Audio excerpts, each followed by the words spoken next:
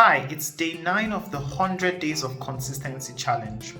And today I want to talk about a concept I read about in the Harvard Business Review by Stewart D. Friedman.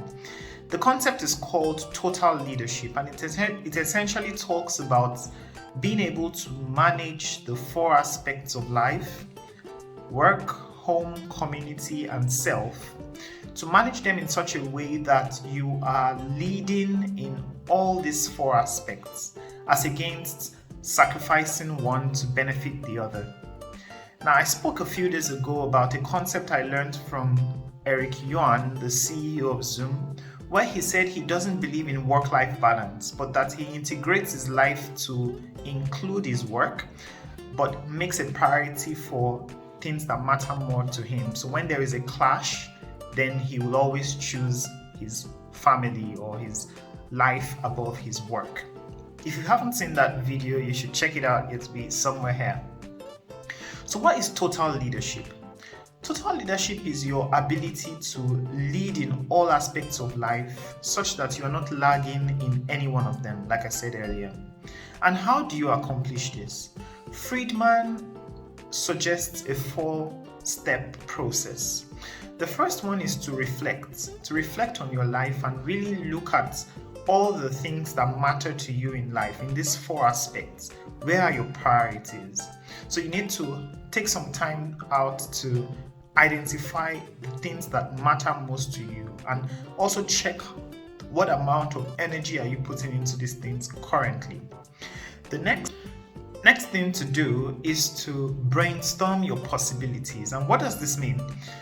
You need to check in these areas, what are the small changes you can make that will help you improve your productivity and satisfaction without having to risk too much. And I'll give you an example. If you decided to turn off your phone during dinner time so that you can be more focused and present with your family, now that's a very small change you can make, but it could have such a huge impact in how you are able to connect and relate with your loved ones. You could decide to run every morning when you wake up, take a short run around the block, whatever. But this little activity can improve your alertness and your productivity throughout the day. So the idea is to brainstorm what are the small changes you can make in each of these areas of your life, and just write them down. What are the things you could possibly do? The third thing is to choose experiments. So now in choosing, you look through these things you've brainstormed and then decide on what you're going to do. What steps are you going to take?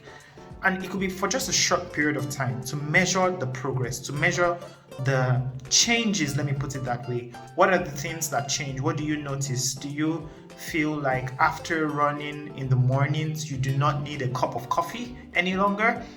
That is a small change you've made, and that's an experiment you've made, and then you can decide whether to continue that way or to try another adjustment or another modification. So you have to choose experiments, and remember that in choosing these experiments, you must keep the stakeholders in your life in mind. And what this means is there are people who are very important in your life who are affected by the decisions you make. So you should try to design experiments that have these people in mind, such that they are also benefiting from these changes you're deciding to make.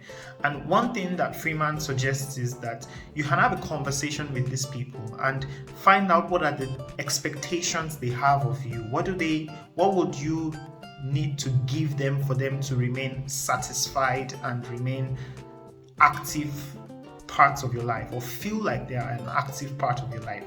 So have that conversation with them, and then based on the feedback you get, try to see where the little changes you can make to meet the demands or expectations of these people. Now keep in mind that you're not trying to people please here.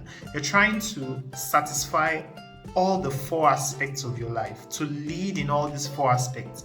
And these 4 aspects, again, your work, so you can have conversations with your boss, your colleagues; your community, you have conversations with whatever groups you're in, your church, etc. Your home, that is your loved ones, your family, your children, your spouse; and yourself. So you must also have a conversation with yourself. So what are the expectations you have of yourself? What kind of health do you need? What kind of mental stirring or mental stimulation do you need? These questions are very important so you can decide what experiments to put in place and try out. And the fourth thing that is very important is that you measure your progress. So try to understand what effects your experiments are having on the outcomes you're seeing in your life, on the satisfaction you're getting from your life.